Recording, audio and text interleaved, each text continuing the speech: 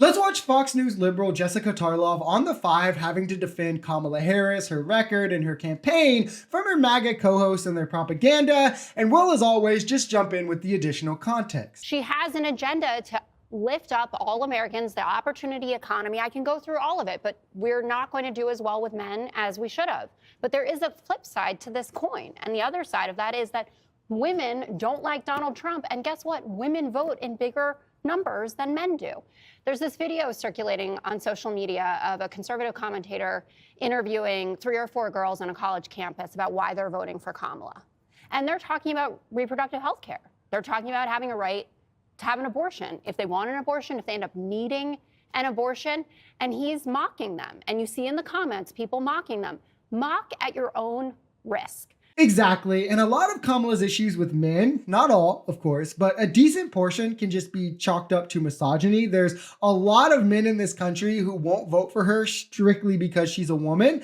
Add in the fact that she's a black woman, and that just multiplies that issue. It's a bigger uphill battle than it should be for her. That being said, I do think Trump has the innate ability to prey on the vulnerability of young men, whether it be their paranoias, their fears, their lack of self-esteem, the underlying bigotry a lot of guys don't realize they might hold until they get older. But the bigger part to focus on here is that Trump has a wider gap trailing Harris in the woman vote than Harris does in the men vote. And there's no hatred of men that can explain this reasoning for Trump. It's what he did with Roe v. Wade and the effects from it, his being liable for sexual assault, and how he talks to and treats women. And that's not something he's ever going to move past either. Kamala Harris is going to Houston tomorrow, not only to be with Beyonce. It better not be Leon Panetta. I just want Beyonce tomorrow.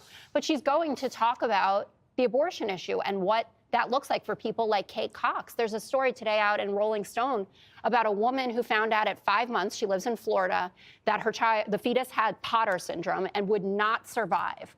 They weren't able to give her an abortion, which was what was recommended by the doctor. She had to carry that fetus another 3.5 months to deliver it, only so it would die.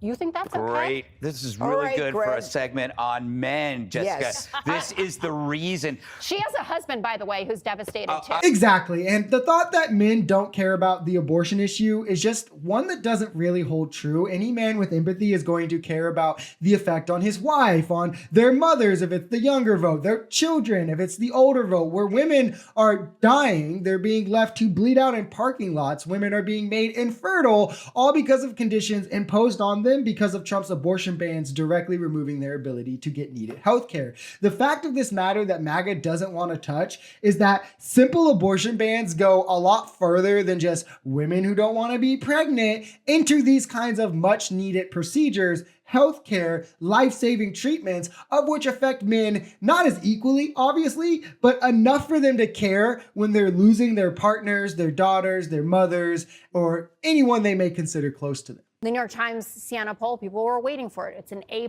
poll. There were nuggets of good news in it, though. So 15% are undecided, and she has a 10-point advantage with them. In the Emerson poll, she's up 60-36 on that. The Harvard Youth poll came out. You talk about the youngins and the McDonald's photo op. She has a bigger lead with young voters than Biden did, 60-32. The Marist early voter data looks good. I went in a time machine, I guess, while you were visiting your mom. So I went back to 2012, and I looked at the Real Clear Politics average on election day, not even 11 days out. And Obama was only up 0.7, which really didn't jive with how I was feeling about the election. Mitt Romney, the most sexist man that ever lived, if I recall correctly, had this huge surge at the end that made a lot of people like Jesse feel confident. And then Obama ended up winning by 3.9 points. Now, I don't know if that's what's going to happen. With this race, anyone who's trying to look at polling and telling you that they know what's going to happen is just bold-faced lying to you. This is probably the biggest 50-50 election we've ever had, at least in a lifetime, and it's going to come down to the wire, which I would already kind of take as a win. Like, Harris stepped into this race in the most unprecedented fashion ever, and she's deadlocked with a former president. That should say something about how weak the Republican candidate is. But the positives here are that Kamala trails less with men than Trump does with women, as I mentioned, undecideds are currently more favorable of Harris than Trump. Mail-in voting thus far has favored Democrats, with them having in Pennsylvania, for instance, over 300,000 more votes or registered mail-in voters ready to go. But if you look back at past elections, you could really see this going either way or paint the story how it's going to go one way or the other, because you could say there's a lot similar here to 2016, where Kamala is, and where she differs from Hillary, she's actually kind of in a weaker spot, where Hillary, of course, lost. Or you could go back